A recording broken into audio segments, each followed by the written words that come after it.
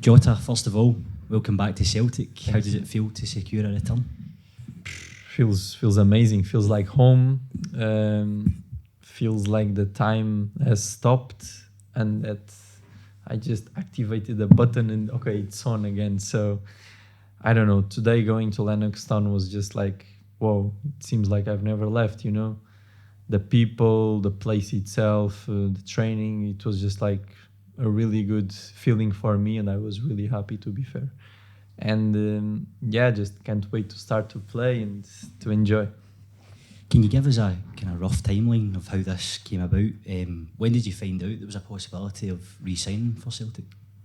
Well, there's always been like talks, even if they were not so serious, but I kept in touch with a lot of people in Celtic, and this would always come off, like even if it was a joke.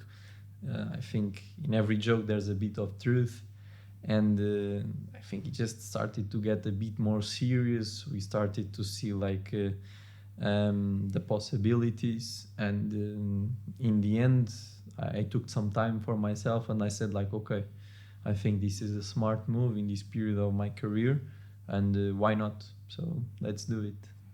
And it's kind of new players now, a different manager. Does this feel like a completely different challenge to the first time you walked through the doors here? I would say that Celtic as a club has a very specific way of playing and living Celtic, if you know what I'm saying. Obviously, like players and managers, they will change, but the philosophy of Celtic will always be here.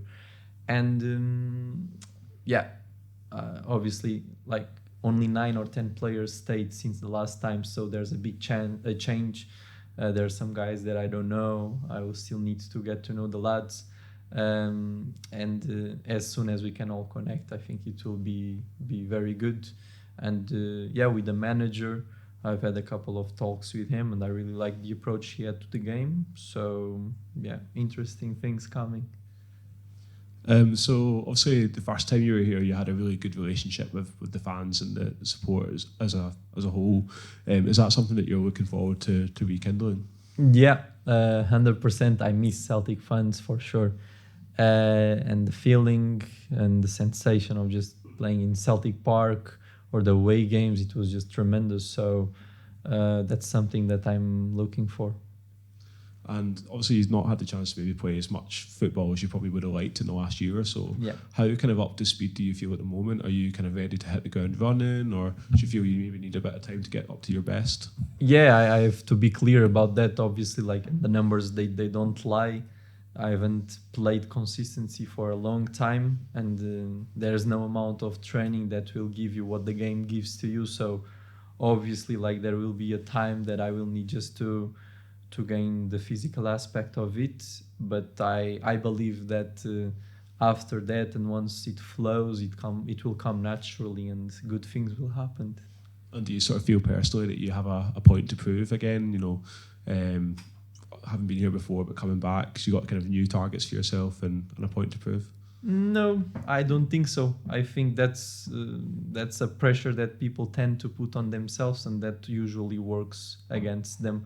I feel like there's a responsibility, which is much healthier, and I have the responsibility of perform, of help my teammates, of deliver on the pitch, conquer titles, conquer matches, win matches, and that's what I'm here to do. So if there's someone to prove, I think I've done it in the past, so I believe that I can do it again, you know?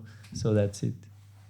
Hi Jota, welcome back. Thank you, appreciate it. You mentioned in the press conference previously, although the couple of years you've been away hasn't been the most productive for you on the pitch, the challenges you faced off the pitch have helped you like grow in yourself. You know, how would you sum that up? Is that like a determination, a renewed ambition? What was that kind of growth you've had in the dark times over the last few years? Yeah, I think that the last year and a half it was much more of like on a personal side of it than the professional side of it. Dealt with a lot of situations due to the professional sides of it, obviously.